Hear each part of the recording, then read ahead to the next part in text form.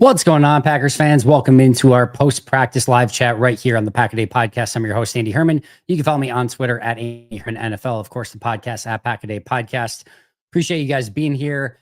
It was a hot, physical, and long practice today for day 6, which is usually the case when you have sort of a off day or at least no practice day the following day. Remember, no practice tomorrow. So you usually get a little bit more of a long practice and sometimes more of a physical practice. We saw actually some live tackling drills today with the twos, which was fun as well. But with the intensity, with the live tackling, with a longer hot practice, sometimes things can get a little bit chippy, which is not the worst thing in the world. Sometimes you want to see a little bit of that piss and vinegar kind of take place as well. But we definitely saw a little bit of that today. And, we can kind of start there. It kind of happened towards the end of practice where it looked like Brenton Cox and Rasheed Walker got into a little bit of a scuffle. Of everything that happened, it certainly seemed that Rasheed Walker did something wrong. Now, there was an earlier point in practice where Matt LaFleur got everyone together and said, hey, if anyone throws a punch, period, you're out of practice. Does everyone understand that? He was, you could tell things were a little bit on edge and things were maybe getting a little bit chippy. So he kind of set the tone. And then I don't know if Rasheed threw a punch. I don't know what happened. I did not see what happened as far as I could tell. Looking at a quick glance through social media, I do not see anyone else report what happened, but Matt was not happy with Rasheed Walker. And Rasheed Walker has to go and run a lap, which I have never seen. I have never seen Matt make a player or group of players run laps. I think what happened here is that he made Rasheed Walker run a lap. And I believe the rest of the offense, at least the tight ends, Josh Jacobs, and the rest of the starting offensive line went with him. I don't think the rest of the offensive line, Tucker Kraft, Josh Jacobs, etc., were forced to jog with him, but they did, which again, I love. Josh Jacobs, who's right there with Rasheed Walker, calming him down, kind of talking to him, getting things under control. Josh freaking Jacobs. Just if there's something going down, if there's something happening, the player there that is being the cooler mind and is making sure everything's okay and trying to de-escalate situation, you can bet Josh Jacobs is going to be involved there somewhere, trying to make things right and get things kind of trending back in the right direction. So the whole offense goes through a jog around the practice field. I've never seen that. Never seen that. I should mention as well, the entire offense gets the first team offense, which was driving well down the field, gets kicked out. Like basically you're out. The threes are on. So their drive discontinues that they were doing great at, by the way, had worked their way all the way down the field. Romeo Doubs had just made it, I think, inside the 10-yard line. Whatever happened with Rasheed, he was pissed off enough to say ones are out, threes are on, and the ones, at least portions of them, or at least Rasheed Walker had to go take that lap.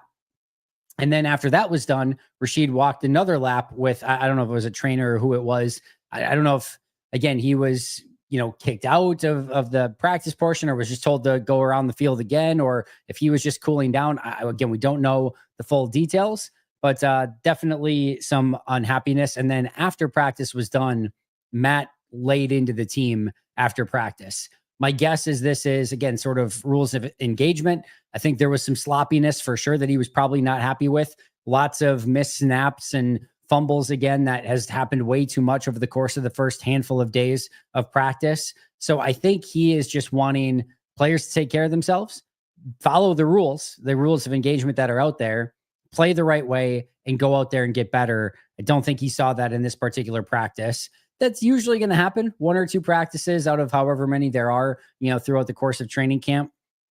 You're going to get ones that the coaches aren't a huge fan of. This felt like one of them, and Matt laid into them and let them have it. Probably a good day tomorrow to have that off day, let things kind of cool down a little bit, and then get back to work Thursday, Friday, and then family night on Saturday. But you could very much tell Matt LaFleur not happy with the entire situation, specifically with Rasheed Walker. Tough day for Rasheed Walker, by the way. He had that play, also had a false start, which got him booted out earlier in practice. So a little bit of a hang with him for Rasheed Walker. Apparently, I forget who tweeted it out, but after practice took place, Matt LaFleur, individual conversation with Rasheed Walker, ended with a pat on the behind, and everything went from there. So it sounds like, I'm sure this will all blow over pretty quickly. And I don't think there's any major drama here or anything like that. Nothing that we have to be concerned about or that's anything noteworthy outside of just a hot, physical, intense practice that ends with a little bit of chippiness. No harm, no foul. That stuff happens throughout the course of camp. But again, clearly Matt LaFleur not super thrilled with it throughout the day and specifically at the end of practice. Let's get to some good news. It was so funny because Marcus Eversole and I were standing next to each other again, and Matthew Golden had made a couple plays already. He had beat him and Carrington Valentine had some really fun battles in one-on-ones. Valentine won the first one. Then Golden goes down the field, makes a spectacular catch down the field, goes up, gets it, basically stops on a dime, skies, catches it, comes down, runs into the end zone for a touchdown. Again, this is just one-on-ones, but beautiful play there from Golden. And then kind of a stalemate on the last one where, basically Valentine uses the sideline to his advantage and just jams him into oblivion where he can't go anywhere. But at the last second, like 5 yards in, Golden just kind of quickly turns around and gets back to the quarterback and catches a pass. So it's probably like a 5-yard reception, but Valentine definitely dominated it up until that point. So again, you had one huge win for Golden, a shutdown from Valentine, and then kind of a stalemate at the end. That was a really fun battle, but that huge play by Golden, he had another play where he hit on a crosser, he got open across the field, picked up the yards, and then kind of had a little bit of run after the catch along the sidelines after that. That was a nice play from Golden.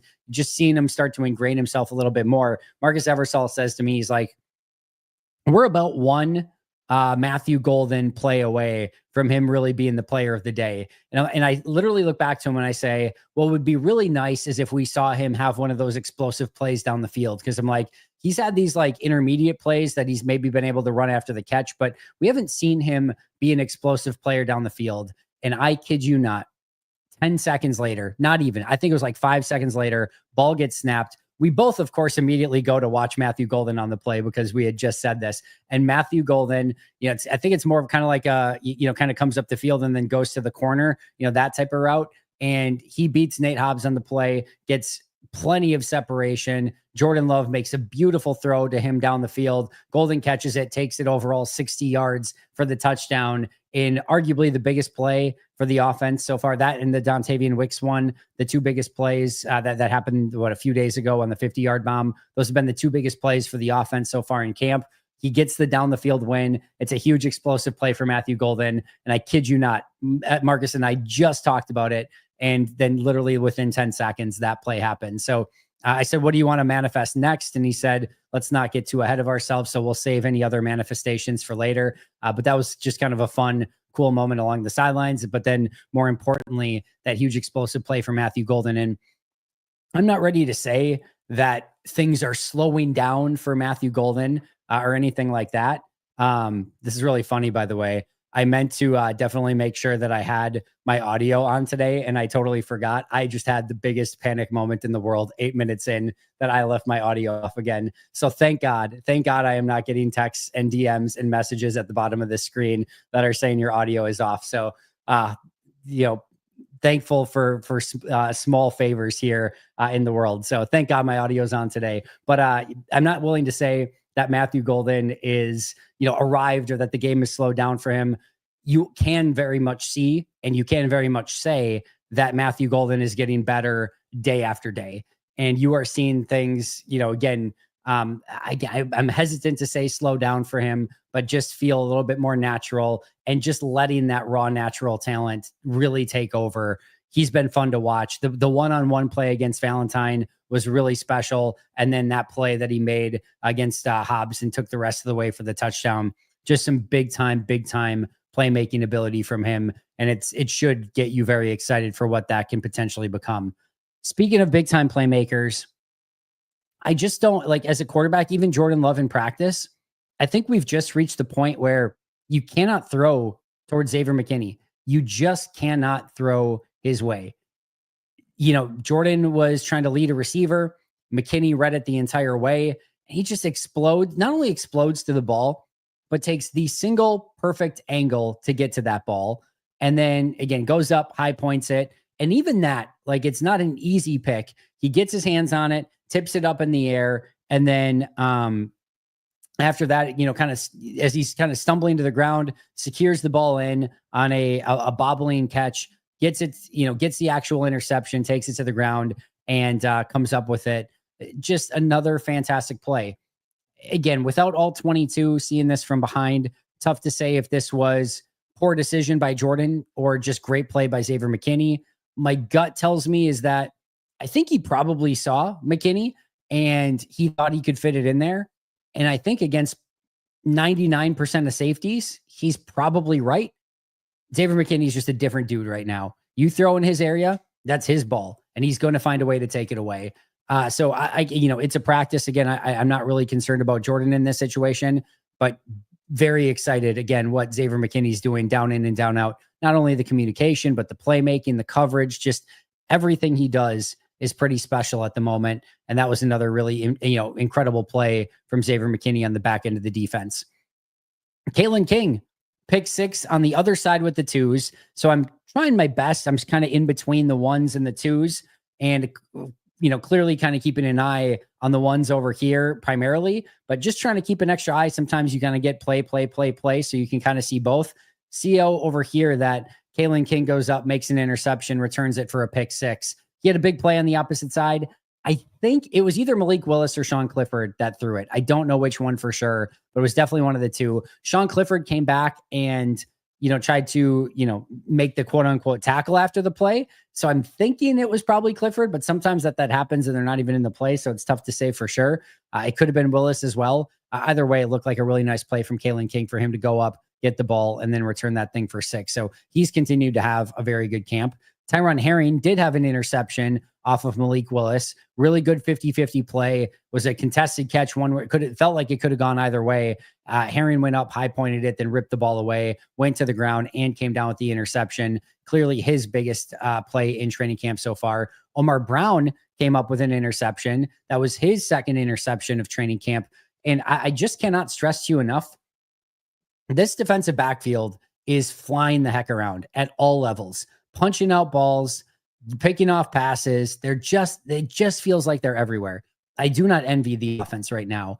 And this defense, if they can play this way through the entirety of the season, I don't know what their rank is. I don't know how great they are or whatever, but I will say they are going to be a pain to play against week in and week out. It's not to say that they can't have hiccups or, bad moments or whatever, but I do not think it's going to be an enjoyable experience for opposing offenses to play against this defense if they continue rallying to the football, playing, aggressive, takeaway football where they're not only getting those interceptions, but knocking the ball out as well.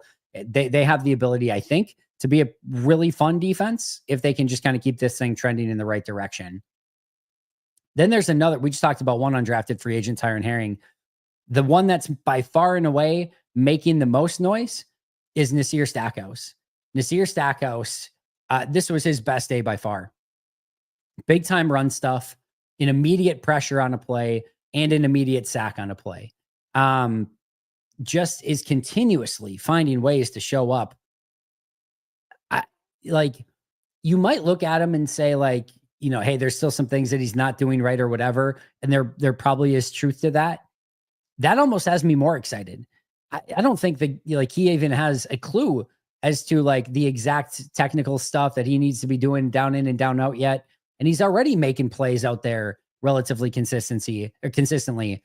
Hell, I would argue, and again, it's against the 2s and 3s. So let's pump the brakes a little bit. But I would argue the defensive tackle who is by far and away made the most plays so far in camp is probably Nasir Stackhouse. It's going to be tough, even just as is right now. Already seeing that upside for him of what he can bring to this team at 330, that he continuously makes plays.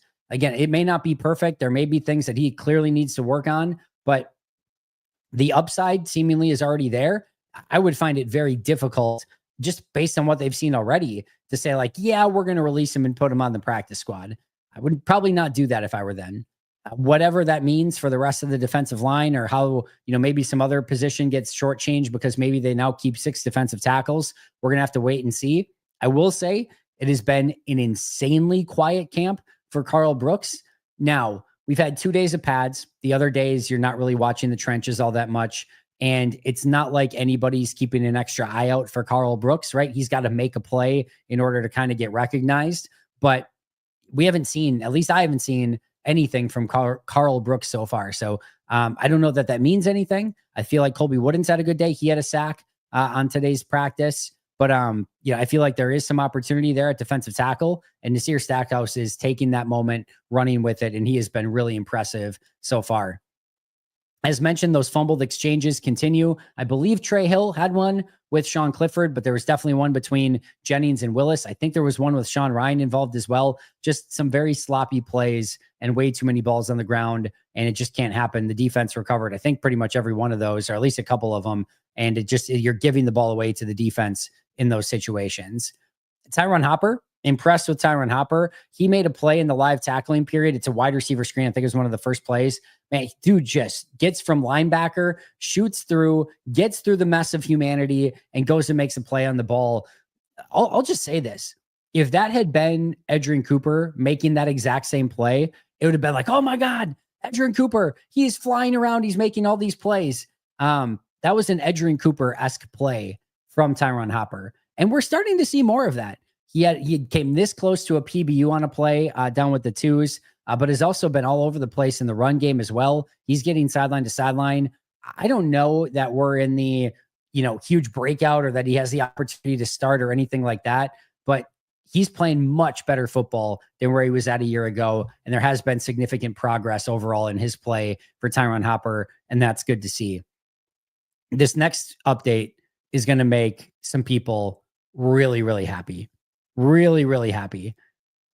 Jordan Love at today's practice scrambled two times in the span of about 3 plays. I don't know how much he scrambled last year. I think that the first one today was, his first one in training camp so far. And then he did another one 2 plays later, willing to pick up some yardage with his feet. It happened. We saw Jordan Love scrambles 2 times in one period of practice. Is it a harbinger of things to come? Will he unlock defenses with his legs? Only time will tell, but we did actually see some real life Jordan Love scrambles at today's practice. So you love to see that. Unfortunately, there were a couple injuries. Savion Williams did leave practice with an unknown injury. Try to get an update on that on Thursday. Aaron Banks, it was interesting because the PR came over and said that, Dontavian Wicks has a calf injury, Marshawn Lloyd has a groin injury. And I said, what about Aaron Banks? I don't see him out there. And they're like, we didn't know anything about Banks, so went and checked on it. Apparently, and this was actually per Nagler, and I forget if it was Schneidman or Domovsky put it out there. Somebody put it out there that Banks came out to practice and then pretty much immediately left to go back to the Don Hudson Center and then never returned. So I don't know if his back flared back up or if whatever the case may be, but something happened where he was about to practice and then did not. And again, Savion Williams also left practice and did not return. So those are the 2 that we're going to have to keep an eye on. As mentioned, it was a calf injury for Dontavian Wicks. That was the new injury along with Marshawn Lloyd. The interesting aspect of the Marshawn Lloyd injury, it was a non-contact injury. So we talked all about the Nate Hobbs play and that he went low and brought Marshawn Lloyd to the ground. That all happened. It all was legit, but the actual, takedown of Lloyd is not what caused the injury. It was a non-contact injury prior to that, and they were diagnosing it as a groin injury for Marshawn Lloyd. You could tell there was, some just bummed feelings from both Brian Gutekunst and Matt LaFleur that there's another injury for Marshawn Lloyd because, they said he's done everything that they've asked him to do. They're really excited about him. They want him out there. Matt LaFleur, you could tell, said he needs to be out there getting these reps. He's a young player that hasn't had that opportunity to get so many reps yet because of the injury. So you can tell they're bummed out about it, but all you can do is work your way back. Hopefully it's nothing super long-term and you can get back sooner rather than later, but definitely a bummer for Marshawn Lloyd. Last but not least, another fun day from Edgerrin Cooper. Just continues to shoot through defensive lines like they're not even there and just all of a sudden go from one place to the next. Superhuman sometimes, and he had a couple plays like that again today as well. All right, those are my key takeaways from today's practice. Should have about another 10 to 25 minutes to kind of go over any questions that you guys want to get to. If you want to get those super chats in, I will go to those and make sure that your question gets answered. But what I will do is get to our member chats first. So I'll start from the top earlier today. Baby QB says, how have the fans been, Andy? Have there been good turnouts? I would say that it's a little bit less from the fans so far, but I think there's some good reasons as to why. The first practice was the one I was a little bit surprised at the most. But if you remember that first day of practice, there was calls for storms. We didn't know for sure if it was going to be in the Hudson Center or outside. It's a Wednesday, right? So it's not like a Friday or something like that. And I do think people are smart to the fact that that first practice is almost like a, kind of like not a walkthrough, but there's not a ton that goes on. It's more of like an OTA or a mini camp practice. It's short. It's only an hour and a half, no pads. And again, I think the weather may have played a part there as well. Thought Thursday's turnout was okay. Friday's turnout was massive with the shareholders meeting taking place that day as well. That will probably be the most attended practice of training camp. Then Saturday was off. I thought Sunday was okay. I was expecting a little bit more because it's the only weekend practice that isn't family night. But remember, Sunday was 90 some degrees out there. Monday was 90 some degrees out there. And then today was like 88 and blistering hot as well. So I think temperatures, weather, and a variety of different factors have maybe played a little bit of a part in this. But we'll see on Thursday, Friday. Those are practices that should be much cooler. Friday's practices are Friday, maybe easier for some people to get out of work. But I would say I wouldn't say like underwhelming, but just less than I would say normal so far. R.R. Smith, thank you for the super chat. I'm late, but how about that catch 22, huh? Loving what I'm hearing. Yeah, really nice practice for him. Definitely player of the day, which we'll again talk about tomorrow on the full breakdown. But that play against Hobbs and then the one-on-one against Valentine, just some special plays from Matthew Golden and reason to be excited about what he can be for this team moving forward for sure. Craig, any idea what had Matt so heated up at the end of practice? Yeah, we obviously talked about this a little bit, but seemingly the play by Rashid and then just, I think some sloppiness and maybe some just not following the rules of engagement would be my guess. Craig says, seems like LVN was getting some pressure today. How did he look from your angle? I personally did not see anything specific from LVN. I do know that apparently he won his one-on-ones in today's, which I think he's now 3-0 through 2 days in one-on-ones with defensive linemen versus offensive linemen, which is good to see. I will say he's made a play or two at almost every single practice. And it sounds like per others on the beat that he did make some plays today as well. Just personally, unfortunately, did not get to see those plays, but I would say he's off to a good start at camp so far. Love hearing about the fire from Matt LaFleur. No question about it. He has it. I don't know what's more exciting, Golden or LVN's good starts. Both. Why not both? Why not both meme? What happened with Walker? I heard he was relentless with the trash talk and that's what got him into trouble. I don't know if that's true. I don't know again what the exact transgression was. Just know that, Brenton Cox was not happy about it. And more importantly, Matt LaFleur was not happy about it. Just want to say, I feel like we've been very lucky with our last couple of running backs, not just talking about how good Jones and Jacobs are, but they seem like awesome dudes and amazing leaders. Yeah, this is one of those things, right, where we like never really know the person. You can say that about anyone in any walk of life, right? But for what we do know, man, they seem freaking awesome. And certainly that went for Aaron Jones, and that seems like Josh Jacobs so far. I will just say this. From what I have seen so far, if I were building a team, Josh Jacobs is one of like the very first people that I want in my locker room, that I want on my roster. The locker room presence, the leadership, and then of course the talent out on the field. He is very top of mind for a player that I would want to start a franchise with and build my culture around. He's that impressive. He's been phenomenal. Baron Sorrell, I wasn't. Oh, sorry. I think you're responding to his dad, maybe.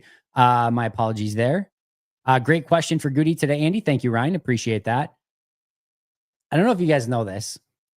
Early on, when I asked Matt a question right during the right before the Rams Packers playoffs. This was during COVID, right? I think, and we were doing it virtually. And I just absolutely butchered the question. I tried to ask because the Rams were the number one defense. And I think the Packers were right around, if not number one, like right around the number one offense. I tried to ask my question that I wanted for them was something to the extent of, they're the best. I think, or maybe the Rams were like the best pass defense or run defense, something that they were great at, but the Packers were also great at it. And what I wanted to try to get at is what is your mindset of they're great at this, and then their weakness is something else, but what you're great at, they're great at. So do you try to attack their weakness and stay away from their strength, or do you try to accentuate your strength? And that was kind of the crux of the question. It came out terribly. And, Matt he's apt to do this. I was one of the first ones to get it, but he's done it to a ton of people of like, hey, do you want the game plan? And it went like semi-viral. And it just like if you listen to it, it really sounds like just the dumbest question. And then there were like a couple after that where they weren't necessarily like virally bad questions or whatever, but they just didn't get good responses. And I tweeted something out of like, I have got to get better at asking questions in locker room. And it's something that I've definitely put a lot more just kind of thought into. And, I think, what I don't know if anyone needs to remember or cares about it, but I'm certainly not a trained journalist, right? I am a history major that has worked my way up in recruiting and HR and, other random walks of life into getting to talk about the Packers and in this position where I do get to ask questions. So that was definitely something for me that I needed to work on. And I think I've done a much better job asking more intriguing questions that are actually getting answers than where I was at when I very first started doing this. So it's definitely been something I have tried to focus on a little bit more and just be a little bit more cognizant. Beast, you are a big jerk, my friend. How is Musgrave looking? And do we think the Packers will run a lot of 12 personnel with him in Kraft? I think they want to run 12 personnel with him in Kraft.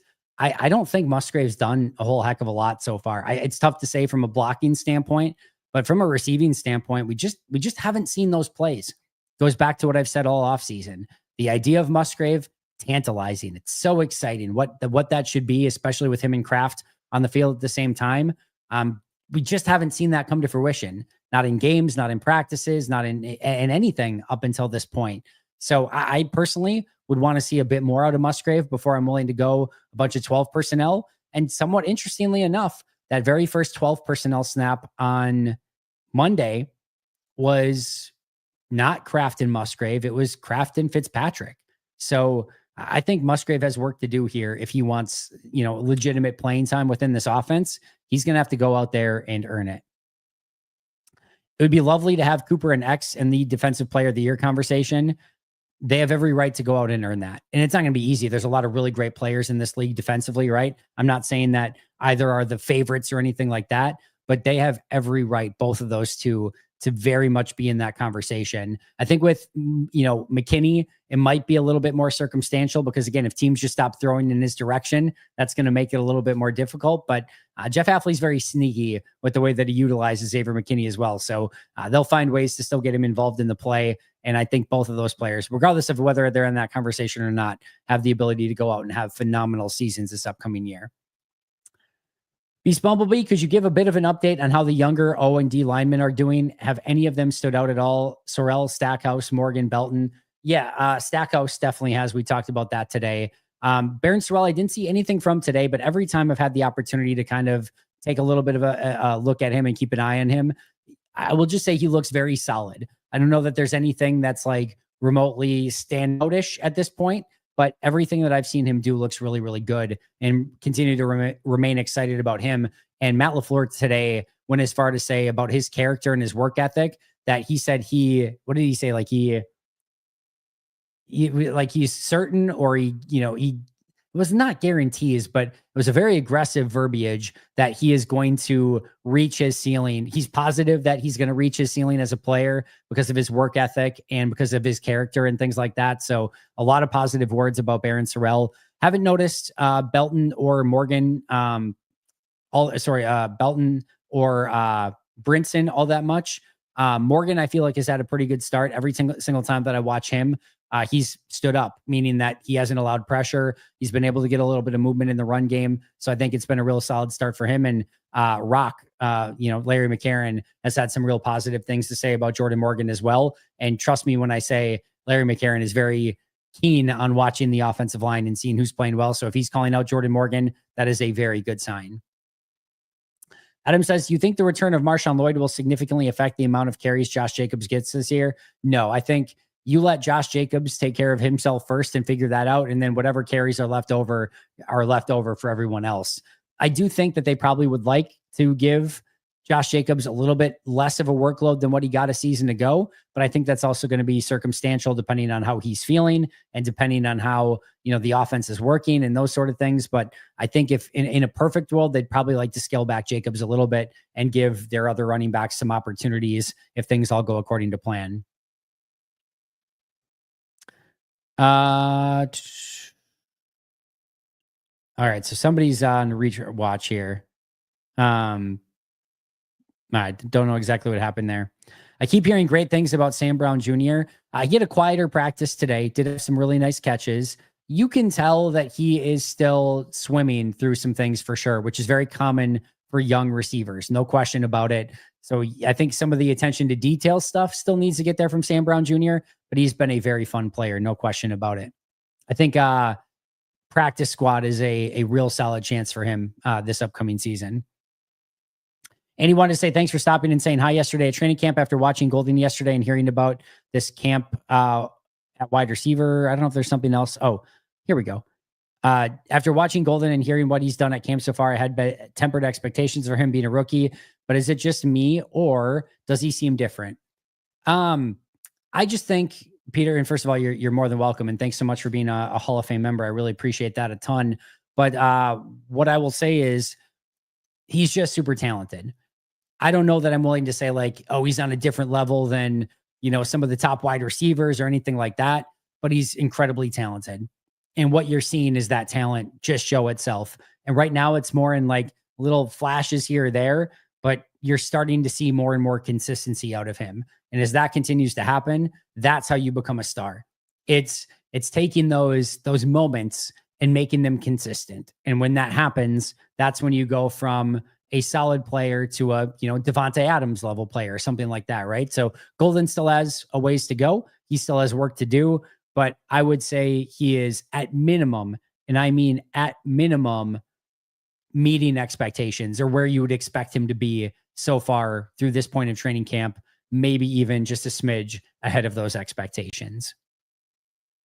All right. Making sure I didn't miss anything here. The audio works. You're welcome, 5 Elements. It's a small thing. Hopper and Cooper are just so fast. Yes, Ryan, they are. And they are two fun linebackers to watch, as is Isaiah Simmons. I was thinking about this the other day, by the way. Okay. Hang with me for a moment.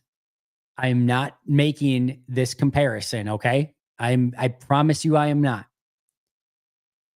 When the Packers won the Super Bowl in 2010, Charles Woodson was this unbelievable, we use Swiss Army knife or chess piece far too often, but he was this unbelievable chess piece that had the ability to play slot corner in a nickel, right? So if you're thinking that you've got two defensive tackles, Raji and Cullen Jenkins, with Zombo and Clay Matthews at off-ball line, or outside linebacker, right? So you've got two guys standing up, Matthews and Zombo, Jenkins and Raji at defensive tackle.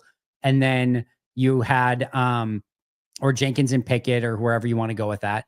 And then like Bishop and Barnett or whomever as their linebackers, right? And then Charles Woodson in the slot. Two outside corners, two safeties, Williams, Shields, Pepra, Collins. That's the defense. In that formation, that works as Woodson in the slot, and you're in a true nickel. You're 5 defensive backs, 2 linebackers, 2 edge rushers, 2 defensive tackles. That's what that looks like. And that's what it played like more often than not. But here's the thing.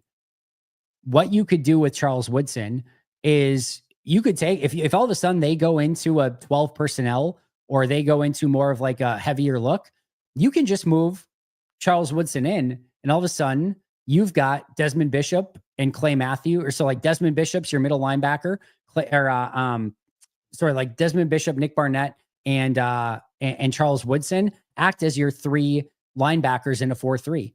It's basically like having like Barnett as your middle linebacker with Bishop as your strong side and Charles Woodson as your weak side. And Woodson was talented enough just in and of himself to basically be a weak side, like a really good weak side linebacker in a 4-3. That just moving Woodson over, having him play a different role without substituting anybody, makes your nickel defense into a 4-3. How about this? This is another one you can do. Ryan Pickett, your nose tackle. You have got Cullen Jenkins as the defensive end. Frank Zombo kicks inside as your other defensive end. Clay Matthews and Charles Woodson are now your outside linebackers in a 3-4 with Barnett and Bishop, or whoever your inside linebackers are in the situation, are your inside linebackers. Putting Charles Woodson as the guy opposite Clay Matthews, and he's so talented as a rusher off the edge. You've just, by moving Charles Woodson into a different spot, you're now running a 3-4. Not to mention, you can scream him back to safety. You can blitz him and drop somebody else off somewhere else. Charles Woodson, in and of himself, gave you a nickel 4-3 and 3-4 look, just depending on where he lined up. It was unbelievable. And he was a all-pro nickel, an all-pro off-ball linebacker, and an all-pro basically level like rusher off the edge. He was that freaking talented. Okay. This is where I'm saying I'm not making that comparison.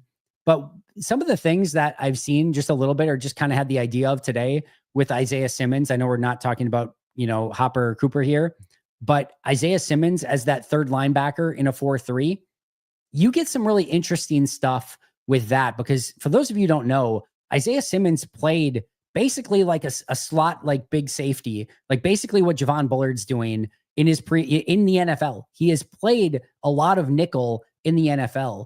So he's kind of a little bit one of those pieces where you can do some of these things where, just depending on where you line up Isaiah Simmons, if he gets to that level, you could go from a 3-4 or a 4-3 or even a nickel just by moving Isaiah Simmons slightly differently. So I'm really excited about some of the linebacker looks with Hopper and Cooper and Isaiah Simmons, McDuffie, of course, and Quay Walker. Like, they've got some really unique pieces, and it just can kind of change what your defense is doing just based on where some of these guys line up. So a long ways away from, an Isaiah Simmons being able to have anywhere near that level of impact, right? And that's never going to happen. But just some interesting dynamics that you can do to change up things defensively by just making a small alteration to where Isaiah Simmons is even lining up. So some really cool stuff that we could potentially see on defense this year.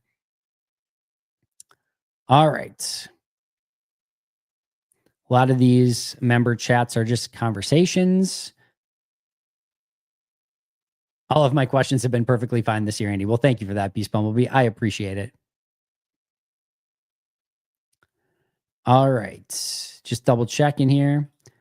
Having Andy's Twitter notifications on is dangerous. I've spent 50% of my day working and 50% reading his updates. I appreciate that, Craig. My apologies for taking away some work productivity. By the way, I know exactly what you mean. Like when I used to be in the workforce and training camp days, first days of free agency, you're just going through and scrolling all the notifications and getting those, little adrenaline boosts every time something fun happens. So I know exactly what that feels like. Trust me. Trans Rights, good to see you. If you had to choose one, Jordan Love MVP, Cooper Defensive Player of the Year, Golden Rookie of the Year, where's my money going? Meaning which one I think would be most likely? Oh man, I'll go Golden Rookie of the Year. I think MVP is just inherently such a tough thing to win, right? Cooper Defensive Player of the Year, you usually have to have a little bit more built up. Like if it's Cooper and like one of these guys, like a TJ Watt or a Micah Parsons or a, whomever that's already got that status in the league, it's usually going to go to the other guy. Whereas with rookies, it's kind of totally up for grabs, right? So while I think it's going to be really hard as a rookie wide receiver with all these wide receivers and weapons in Green Bay, you've already got Savion Williams, Dontavian Wicks banged up. Bo Melton's moved to corner. Like if all of a sudden a couple things go a little bit differently and Golden gets a ton of playing time, I could see him potentially getting to that level. So I'll go Golden would be where I'd probably put my money, but that's a really good question. I think that's a fun one. I do not think Quay Walker walks after this year. I do think Green Bay and what Brian Gutekunst has said about wanting to keep him, I think they really feel that way. And I think Green Bay will figure out a way to get a deal done for this next season. Most hated Minnesotan, a member. Just think about that, most hated Minnesotan. A member for 22 months. That is unbelievable. Not only that, a Hall of Fame member for 22 months. You are a god amongst men here in the Pack-A-Day family, most hated Minnesotan, and I appreciate you a ton. And go Pack Go, pads are on. I appreciate you so freaking much. All right. Think that's going to do it for me today. I do have a bunch of stuff that I do have to get done today. I got to all of our member questions and our super chats. No practice tomorrow. So today I will be doing the full recap of everything that happened at practice for tomorrow's episode. And then tomorrow I will be talking to Justice on Wednesday night. So that episode will air on Thursday morning. Thursday practice, live Thursday recap. Friday morning will be the full recap of Thursday's practice. And then we'll kind of go from there. Excited to do it all with you guys. I cannot thank you enough for the platform and appreciate you guys taking the time out of your day to be here at 10 p.m. Central Time on a Tuesday.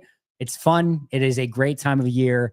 Pads are on. Packers are practicing. What more could you possibly want? I will see you guys all very, very soon. But until next time, and as always, go Pack Go.